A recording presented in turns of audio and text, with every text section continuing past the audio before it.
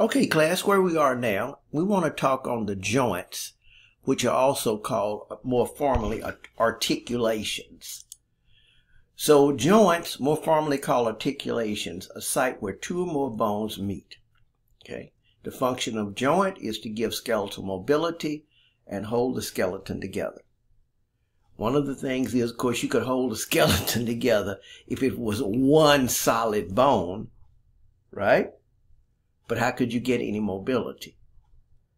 So really it's to give the skeleton mobility and at the same time hold it together so that where you give it mobility, the bones don't just split apart. All right, let's go further. When we start in a generic way classifying joints, one classification is based on the amount of freedom between the two bones. In other words, how mobile is the joint? How mobile is the joint? A synarthrotic joint is immovable. An amphiarthrotic joint, amphi means either, is slightly movable, and a diarthrotic is freely mobile, okay, at the joint area. Okay? That's one classification. Now listen to me, that's classification by movement. The other classification is based on the material between the joints. Based on the material between the joints. What's between the joints? What's between the two bones at the joint? If it's fibrous connective tissue, it's called a fibrous joint. If it's cartilaginous tissue, it's a cartilaginous joint. And if it's a fluid called synovial fluid, then it's a synovial joint. Okay? The only joint, I'll just say from the outset, that allows free mobility, the only types of joints that allow free mobility are the synovial, where there's a fluid in between the two joints. Okay? All right, so let's see what we got here. We start first with the fibrous joints, where there's a soft connective tissue between the two joints. Okay? Soft connective tissue, no joint cavity. The only one that has a joint cavity is where you have the fluid between the joints, which would have been the synovial. Okay? So it's filled in with something. All right. The three types of fibrous joints are the sutural joints, which you've seen in the skull, the sutures. They're held together by interconnecting fibers and some bone edges to kind of interdigitate. See, if it was smooth, it would be too easy to move. But so by this peg and this more interdigitated fashion, it does more. That's the sutural type. That's a fibrous joint. Okay. Now I'm just going to bring this up and not get. Okay. You know, I'm a physician by trade, but I also get involved in what we call holistic medicine to some extent, looking at it, and also looking at massage therapy, chiropractor. A sutural joint is supposed to be synarthrotic, but there is some mobility there according to some individuals, particularly some in chiropractic. So this guy named Sutherland many years ago. So sometimes look up a technique done particularly in massage therapy and I guess some other fields too, called craniosacral therapy. Here I just said craniosacral. It's a very relaxing therapy, and where you move the skull bones. This will be in an adult. You move the skull bones and the sacrum around. It's a very nice technique. And you relax stress, all kind of different things, called craniosacral, something you may want to look up. So there's a dichotomy between what the biology aspect would say of a sutural joint, saying it's totally immovable, versus what chiropractors and some others would say, which would say it's slightly movable. So sometimes you can have a dichotomy between different professions on various things. You know, you see that often in psychiatry, like on TV, where one psychiatrist will say this person is okay and the other will say he's got a slight degree of schizophrenia. So I just want to point out in medicine and in the clinical that everything is not exact. Remember that what you're wanting to go into is called the practice of. It's an inexact science. It's an applied science. It's not biology or chemistry. It's an applied science. Healthcare is an applied science. All right. Anyway, I'll move from that and go further here. Okay, so that's the sutural bone. Another kind that's a fibrous is the syndesmosis that you see here between the tibia and fibula. You see right there? That's a joint. That's one bone there. That's another one. But you can slightly move that. That not only would be between the tibia and fibula, it's also between the radius and ulna. That's how you can turn your wrist up and down, or your whole forearm up and down. Okay, or twist it, shall I say. That's a syndesmosis. Okay.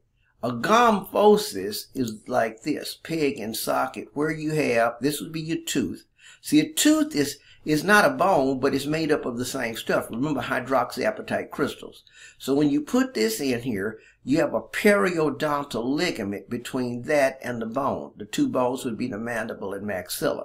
So you would have a bony-like structure. Then you would have connective tissue, which would be the periodontal ligament, and then you would have bone again. That's a Phocis. And of course, you know that should not be mobile unless you start to have tooth problems. All right. We go a little further then. So now we go down here and we go to the cartilaginous joints. Where we now, where a little bit of cartilage would be between there. Okay? All right. The synchondrosis and the symphysis. The synchondrosis and the symphysis. The synchondrosis would be what you saw right here, which would have been the growth plate. Now, the growth plate, I want you to think about that. You had bone. It might seem strange because it's in the same bone. You had bone, but then you had cartilage, and then you had bone again. So technically, that's a joint. Technically, what? That's a joint. Right here at the sternum, bone, cartilage, and then bone again. Now, this particular type generally is considered to be synarthrotic. Synarthrotic. Okay. Then we go to the symphysis. Okay. The symphysis would be like this. Bone, right here, look at that cartilage, and then bone. Or here called the pubic symphysis, or some call the symphysis pubis. Now this is slightly mobile, obviously. You know that's mobile. And in pregnancy, this really becomes mobile. So this would be more of an amphiarthrotic right there. Amphiarthrotic. Okay? Those are the two types of cartilaginous. Then we go down to the synovial. That's the one that has full mobility in at least one plane, in at least one direction. They all are diarthrotic. Include all the limb joints, most joints of the body. That's what we call, this gives us the mobility aspect that we have. So that's called the synovial because right here in this joint cavity is synovial fluid. Okay? So we go further. Okay, what are the distinguishing features of this? Articular cartilage. Remember, that's that hyaline cartilage. That's the cartilage.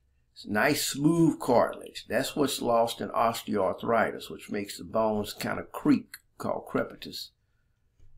Synovial cavity, a small potential space right here, filled with some fluid there. that fluid. So in other words, the bone is buoyancy to hold this bone off of that bone based upon this fluid right here, which would give mobility. Okay, let's go further. Distinguishing features, a joint capsule, articular capsule right there. All this. Fibrous capsule, synovial membrane. So you see you have this fibrous capsule right there. Then inside the synovial membrane. The synovial membrane is always next to the fluid because it assists in the production of fluid, the cells here. An outer fibrous capsule of dense irregular connective tissue. Okay. Outer fibrous capsule of tissue. Okay. An inner synovial membrane of loose connective tissue here. Loose connective tissue right there. Okay. Remember, this synovial membrane is always next to the fluid. The fluid is an ultrafiltrate of the blood, just like all the others, just like your spinal fluid and everything else. Ultrafiltrate of the blood. Okay. Synovial fluid. Viscous slippery filtrate. I don't know how many of you have ever heard of WD-40, but if you get some of this on your hand, it is far more slippery than WD-40. Viscous slippery filtrate of the plasma plus some acid called hyaluronic acid, okay, which is a glycosaminoglycan. It's one of those glycosaminoglycans that you find in the amorphous ground substance. Lubricates and nourishes the articular cartilage. See, in here you have electrolytes and nutrients also. And that's how these cartilage cells, because see, you got to put new cartilage all the time. When you're losing cartilage and not putting it back, that's where the arthritis comes in. Okay. There's three possible types of reinforcing ligament: the capsular ligament, the intracapsular ligament, extracapsular, okay, and deep to the capsule, covered by the. So in other words, here's what we're saying. You have these ligaments, okay. A ligament, first of all, hooks bone to bone. A tendon, let's go back to what we have. A tendon hooks muscle to bone. A ligament hooks bone to bone. Tendon, muscle to bone, ligament, bone to bone. Both a tendon and a ligament have dense regular connective tissue. The fibers are going in what? The same direction. That's why you have to have many different ligaments, because you have to have some like at the knee, which you'll have different collateral ligaments and so forth like that. Cruciate ligaments and so forth. The ligaments are what give the joint its strength, because remember, you have a fluid there. So this joint needs to be supported. That's what holds the bones together, are these strong, dense collagen ligaments. Some have more ligaments than others. Okay? So the intrinsic is part of the fibrous capsule. Okay? Part of the fibrous capsule right here. Then you can have another one outside the capsule, which would be the extracapsular. Then you could even have one between the intrinsic capsular right next to the synovial membrane. But remember, the synovial membrane always has to be what's touching the fluid, because that's what's assisting in making the fluid. So we're going to start our next video right here. Run out of time on this one.